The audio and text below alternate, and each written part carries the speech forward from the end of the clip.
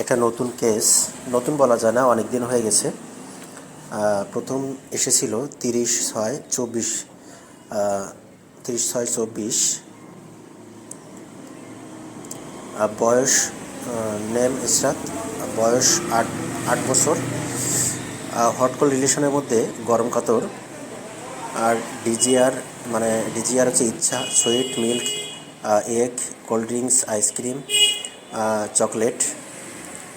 আর aversion কিছু পাইনি। সোয়েটে পেয়েছিলাম ফেস, মানে ঘামটা মুখে হয় বেশি, থাসলেসনেস।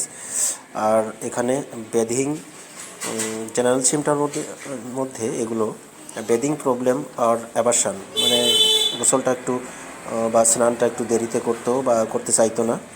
আর ফেয়ারের মধ্যে ফেয়ার অফ ডার্কনেস, আর ঠান্ডার স্টোম, মানে বজ্রপাতের ভয় আর অন্ধকারের ভয় পায়। এখানে প্রেজেন্ট কমপ্লেনটা আছে, ইটিসিং হোয়েন ফিলস গুড, মানে চুলকানির সময় অনেক আরাম লাগে, কিন্তু পরবর্তীতে ভীষণ জ্বালা করে এই লক্ষণে। আর hot patient, thirstlessness, bathing aversion, burning palm and soles, মানে হাত পায়ের তলায় জ্বালা, mortification, involuntary urination, urine offensive. এইটা দেখে আমি প্রথমে সালফার দিয়েছিলাম। আমি প্রথমে এটা উল্টে নিলাম। প্রথমে 30/6/24 সালফার 2C, মানে 200, তারপরে প্লাসিবো দিই। পরবর্তীতে অনেক দিন পর 30/6 এবং 4 মাস পরে আসে। জানি না তার চুলকানিটা বা ইটিসিং বা বার্নিংটা কমেছিল কিনা চুলকানিটা, কিন্তু 4 মাস পরে এসে বলে একটা কমপ্লেন্ট জানালো, সেটা হচ্ছে প্রস্রাব, বিছানায় প্রস্রাব হয়ে যাওয়া। আমি সেটা লক্ষ্য করে আমি, আর এখানে প্রস্রাবে অফেন্সিভনেস ছিল বলে আমি অ্যাসিড বেনজো সিলেকশন করি, সব কিছু মিলে, যাতে অতিরিক্ত, পরবর্তীতে জানলাম যে অতিরিক্ত প্রস্রাবে গন্ধ ঘরের মধ্যে টেকা যায় না, এরকম গন্ধ। আমি এখানে 16/10/24 অ্যাসিড বেনজো 2C সিলেকশন করি, এবং অ্যাসিড বেনজোতে বিছানায় প্রস্রাব করা এই লক্ষণটা আছে। আমি আপনাদের Kent repertory lecture on materia medica থেকে আমি এটা দেখিয়ে দিচ্ছি। এখানে প্রস্রাব, অশ্বের প্রস্রাবের মতো গন্ধ, মানে ঝাঁঝালো গন্ধ, অসম্ভব তীব্র গন্ধ বিশিষ্ট এই ওষুধে হিউপিক অ্যাসিডের গন্ধের কাছাকাছি যায়। এবং এখানে নিচে দেখুন, এটা বহুবার ঘুমের সময় অনিচ্ছায় বিছানায়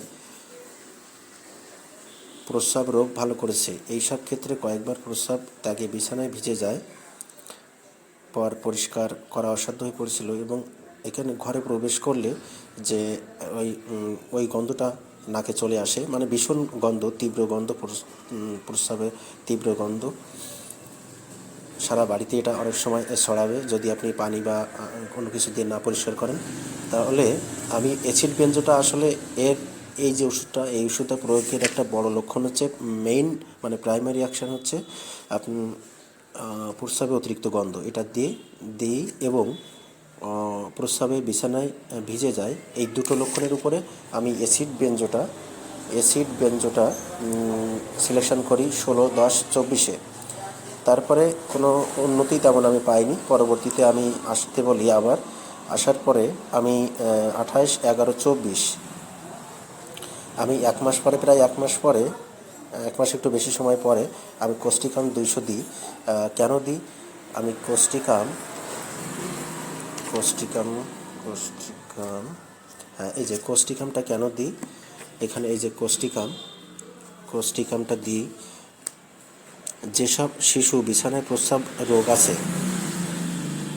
কোস্টিকাম তাদের পক্ষে বিশেষ উপযোগী, বিশেষভাবে এটা স্ত্রীলোকের পক্ষে, যেহেতু স্ত্রীলোক এটা একটা মেয়ে, তাই আমি এখানে কোস্টিকামে অসাড়ে বাহ্যে প্রস্রাব হয়ে যাওয়া এই লক্ষণগুলো আছে, তাই আমি এটা চিন্তা করে, এবং আরও কিছু সিমটম আমি দেখলাম যে ইনভলেন্টারি ইউরিনেশন, এটা আপনার এসে কোস্টিকামে আছে এবং বিছানায় রাতে প্রস্রাব ত্যাগ করে, সে বুঝতে পারে না, তার অনুভূতিই হয় না যে সে বিছানায় প্রস্রাব করছে।